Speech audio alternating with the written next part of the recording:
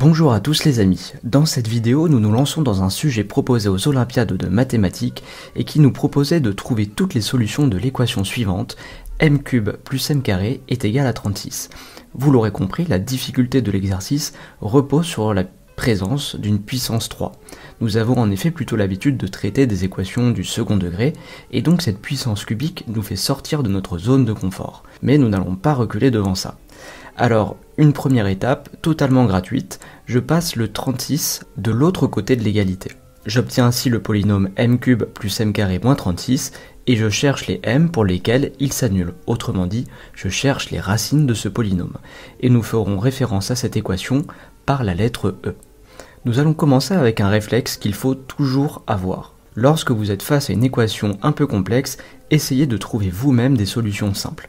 On ne part pas sur cosinus racine de 2, mais sur des entiers petits, proches de 0, des choses facilement calculables à la main. Et regardez, cette piste va être féconde, puisque si on remplace m par 3, nous avons 3 au cube plus 3 au carré moins 36, ce qui vaut 27 plus 9 moins 36, et tout s'annule pour nous donner 0.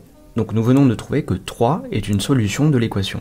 Alors quand je suis arrivé à cette solution, je me suis dit que j'aurais du mal à en trouver d'autres, puisque si on assimile m³ plus m² moins 36 à une fonction, donc f de x est égal à x³ plus x² moins 36, alors on voit déjà que notre fonction vaut bien 0 en x égale 3, donc c'est cohérent avec ce que l'on vient de trouver, mais surtout que pour les x strictement supérieurs à 3, nous serons toujours strictement plus grands que 0, et pour les x strictement inférieurs à 3, nous serons toujours strictement plus petits que 0.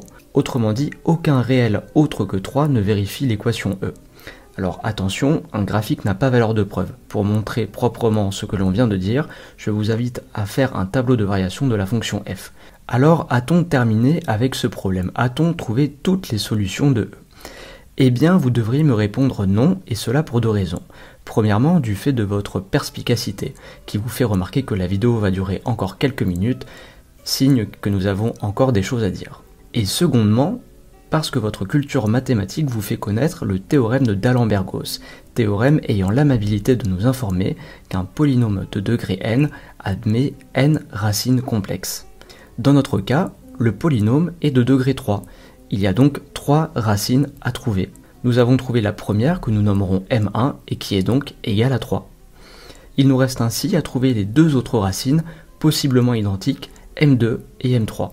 Et vous l'aurez compris, puisque nous avons tiré tout ce qui était possible de la droite des réels, nous allons à présent nous diriger vers le plan complexe. Nous allons pour ce faire utiliser une règle très utile. Lorsque vous avez un polynôme de degré n et que vous connaissez l'une de ses racines, disons d, alors votre polynôme p peut s'écrire comme le produit de m moins d, votre variable moins la racine en question, fois un polynôme q, où la seule chose que l'on sait de q, c'est qu'il est d'un degré inférieur au polynôme p. Dans notre cas donc, m³ plus m² moins 36, avec 3 comme racine, peut ainsi s'écrire m moins 3, facteur d'un polynôme de degré 2 en m. Et comme nous l'avons dit, nous ne connaissons pour l'instant rien sur ce polynôme, autrement dit, nous ne connaissons pas ses coefficients. Alors comment solutionner ce point? Eh bien, commençons par développer tout ça. C'est de la double distributivité classique, donc je vous épargne les calculs, et on factorise tout en fonction des puissances de m. Ensuite, comment avancer? Eh bien, on se souvient que ce polynôme doit être égal à ce polynôme, et donc que leurs coefficients doivent correspondre. Autrement dit, on doit avoir le même coefficient devant m³, d'où le fait que a est égal à 1, on doit avoir le même coefficient devant m², d'où le fait que b-3 est égal à 1, le même coefficient devant m, d'où le fait que c-3b est égal à 0, et enfin les constantes doivent être équivalentes, autrement dit 3c est égal à 36. Ces équations, toutes très simples, vous permettent maintenant de connaître le visage de votre polynôme de degré 2.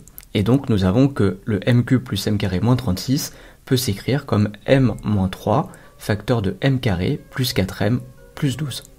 Vous le savez, quand un produit de deux termes vaut 0, pour connaître toutes les solutions de ce problème, il faut investiguer les solutions de a est égal à 0 et de b est égal à 0. Alors la première partie, eh bien, on l'a déjà faite. m moins 3 est égal à 0 quand m vaut 3 Et ça nous donnait justement la première racine, m1, celle que nous connaissions déjà. Et maintenant, il faut que l'on s'occupe du deuxième terme. Et comme vous le voyez, grâce à tout notre travail en amont, il n'y a plus de difficulté, car il ne s'agit ici que d'un polynôme de degré 2. Alors, faisons notre investigation. Quelles sont les racines de ce polynôme? Eh bien, nous connaissons directement l'expression des deux racines de ce polynôme, moins b plus ou moins racine de delta sur 2a. Alors, que vaut tout ça concrètement? Le delta, on le rappelle, c'est b carré moins 4ac. Ici, b vaut 4, a vaut 1 et c vaut 12, ce qui nous fait moins 32. Nous avons donc que les racines s'expriment comme moins 4 plus ou moins racine de moins 32 divisé par 2. Alors, ne paniquons pas à la vue de racine de moins 32, je rappelle que nous sommes à présent dans C, un lieu où cette racine a tout à fait le droit d'exister. Ce qui est important à présent, c'est comment est-ce que nous allons manier ce racine de moins 32 pour en faire quelque chose de plus digeste. Et il faut vraiment arriver à être à l'aise avec ça, c'est pour ça que nous allons détailler toutes les étapes. Premier réflexe, on essaye de repérer sous la racine un nombre au carré, de façon à pouvoir le sortir facilement de la racine. On peut voir assez rapidement que 32 est un multiple de 16, qui est 4 au carré. Donc racine de moins 32 devient racine de moins 1 fois 4 au carré, notre 16, fois 2. Nous allons maintenant utiliser l'égalité incontournable dans le monde complexe, celle qui nous dit que moins 1 n'est rien d'autre que i au carré. Nous voilà donc avec racine de i carré fois 4 au carré fois 2. On met ensemble les termes au carré, et on les exfiltre en toute sécurité de la racine. Nous atterrissons donc sur racine de moins 32 est égal à 4 fois i, racine de 2. Et donc à présent, ce 4i racine de 2, je peux l'injecter dans l'expression des solutions pour remplacer le racine de moins 32. Et je peux simplifier par 2 le numérateur et le dénominateur, ce qui me donne que les expressions seront de la forme moins 2 plus ou moins 2i racine de 2. Revenons là où nous nous étions arrêtés tout à l'heure. Nous pouvons maintenant écrire les expressions de M2 et de M3 que nous cherchions. Et voilà les amis, nous avons répondu à la question. Notre polynôme étant de degré 3 et ayant trouvé 3 solutions, nous sommes sûrs d'être arrivés au bout du voyage. Essayons de retenir quelques réflexes, quelques idées à partir de cet exercice, comme le fait de chercher des solutions simples à la main. Clairement, l'énoncé attendait de nous que nous trouvions la première racine, le fait de savoir dans quel ensemble nous travaillons. Si nous avions par exemple dû trouver uniquement les solutions réelles, notre aventure se serait arrêtée bien plus tôt. Et enfin, la règle de factorisation de polynômes dès lors que vous connaissez une racine qui s'est avérée bien utile dans notre cas.